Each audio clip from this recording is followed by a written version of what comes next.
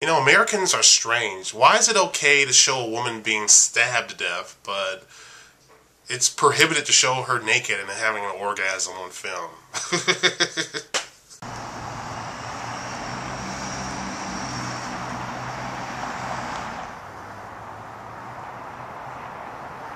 Hey, I'm Dimcat, also known as Reginald. Welcome to my first edition of Hollywood Matters. Well,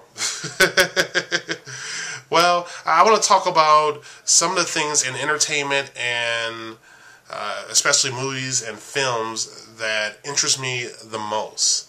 And I want to talk about the things that seem to really matter in these industries and some of the things, some of the trends I like and some of the trends I don't really like. First, this week, I want to talk about video games, lack of creativity in terms of their sequels, and I want to talk a little bit about Asian Americans in television and film. I'll start with Asian Americans in film. Asian Americans have not necessarily been portrayed in a very pleasant or desirable way in television and in movies, especially in movies. I won't go over the ridiculous stereotypes because, well, let's just say things are changing and changing for the better. Hawaii 5, for example, is a TV show. It's a remake of the original Hawaii 5. And for the first time in a while, I'm starting to see a lot of Asian men and Asian women being portrayed in having like really good roles, you know, where they're not like dorks or something. For example, Daniel Day Kim. He was in Lost, as you know. Well, he's now in Hawaii 05, and he plays a cool police. He's part of a police task force that goes after the absolute worst criminals in Hawaii. Grace Park from Battlestar Galactica is also joining him on this series. She is absolutely beautiful. I think she's really, really cool. I like the way she carries herself on film. Certain actors have sort of a personality that you can sort of immediately connect with, and she's one of those people. There's a lot of good things going on right now. For example, on the TV show The Event, I think his name's Ian Anthony Dale, and he's an Asian American. I'm pretty sure, at least. And this guy, he's probably one of my favorite characters on the show. He plays a government agent who's also an extraterrestrial. So we're starting to see a lot more Asian guys play like really good parts, and I think that's a good trend for Hollywood.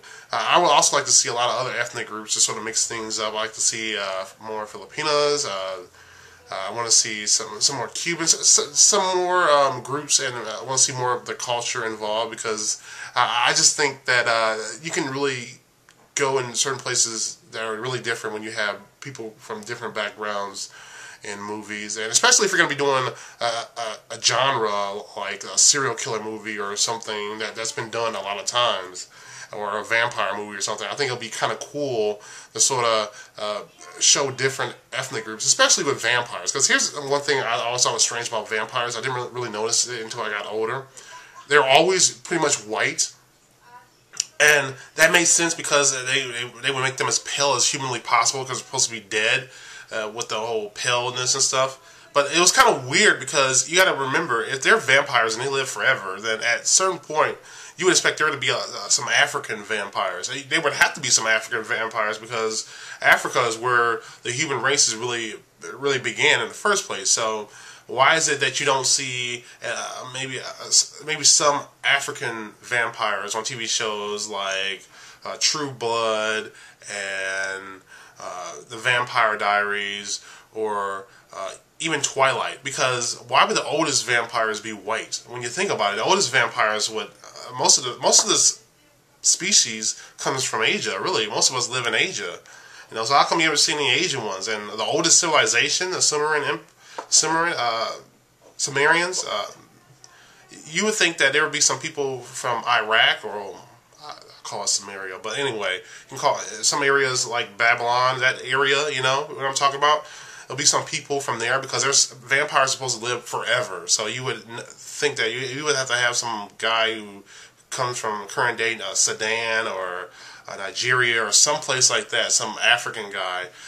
It's just one of the flaws I see in vampire stories. I understand that they're trying to appeal to young teenage girls, but I mean, if you're gonna go that route, you should be a little bit more authentic.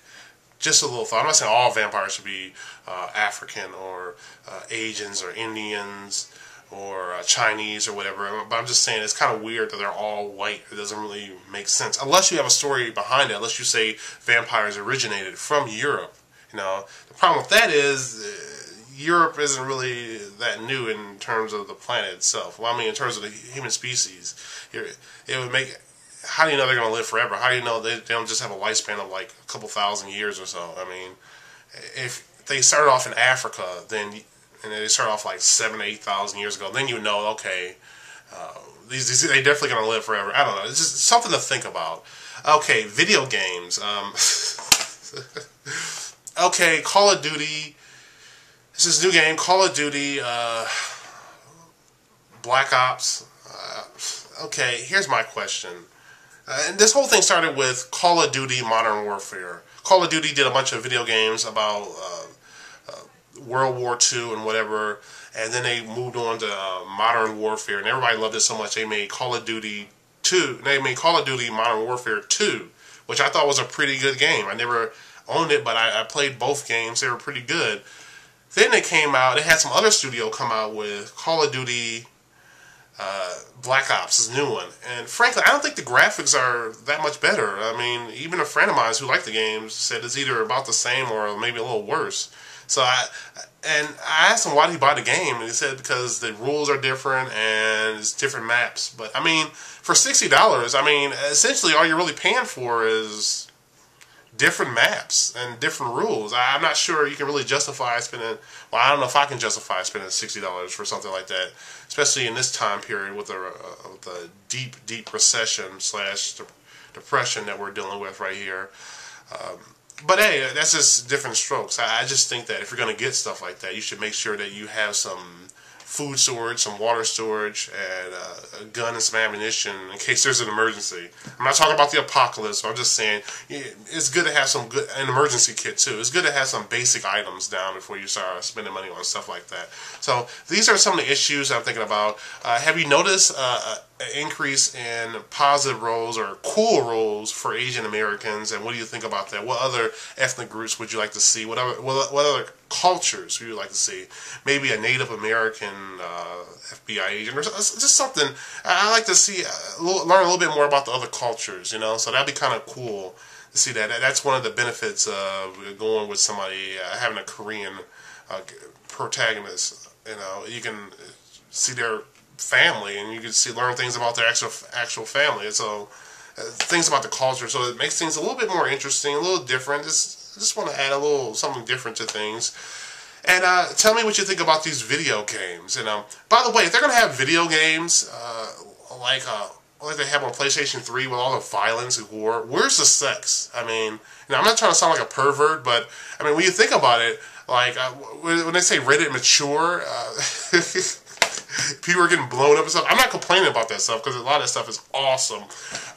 Even I have a couple games, Killzone 2, Metal Gear Solid 4, Grand Theft Auto. But why are they so apprehensive about bringing sex into it? You know, like why don't they have an adults-only video game? Why don't they have a video game where there's a mature version where there's just violence and suggestive content, that they just have all-out hardcore, all the sex and violence humanly possible in one video game called adult only. I know Walmart won't sell adult only games or anything, but they could sell the adult only version online or certain online retailers, since a lot of people buy stuff that way anyway.